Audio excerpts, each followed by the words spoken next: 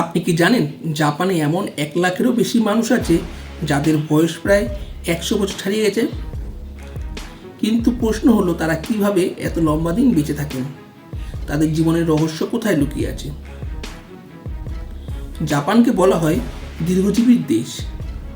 প্রতি বছর প্রায় গড়ে 3000 নতুন মানুষ জাপানে শতবর্ষী ক্লাব যোগদান করছে।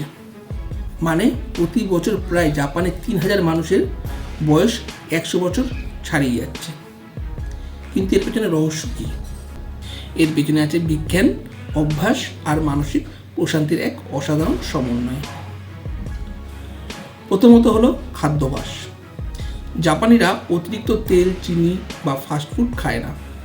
তাদের খাদ্য তালিকায় থাকে মাছ, সবজি, চাল, টোফু ও সিউড, অর্থাৎ কম ক্যালোরি, বেশি প্রোটিন ও প্রয়োজনীয় ভিটামিন।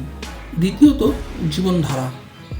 ওকিনাওয়া অঞ্চলের মানুষদের কাছে ইকিগাই নামে একটি দর্শন খুব জনপ্রিয়, যার মানে হলো নিজের জীবনের উদ্দেশ্য খুঁজে পাওয়া। এই মানসিকতা তাদের হতাশা থেকে দূরে রাখে এবং জীবনকে অর্থবহ করে তোলে। তৃতীয়ত নিয়মিত শরীরচর্চা।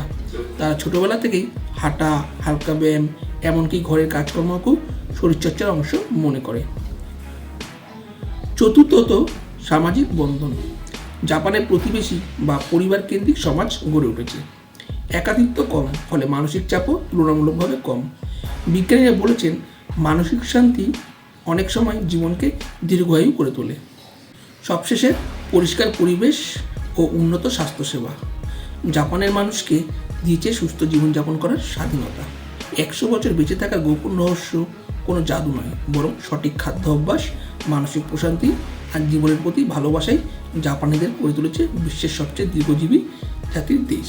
যদি আপনার ভিডিওটা ভালো লাগে অবশ্যই লাইক, কমেন্ট করবেন এবং প্লিজ চ্যানেলটা সাবস্ক্রাইব করে নেবেন এবং ভিডিওটা আরও ছড়িয়ে দেবেন, যাতে যাদের বেশি বয়স বাচ্চার ইচ্ছে আছে তারা যাতে জানতে পারে বিষয়টা কী।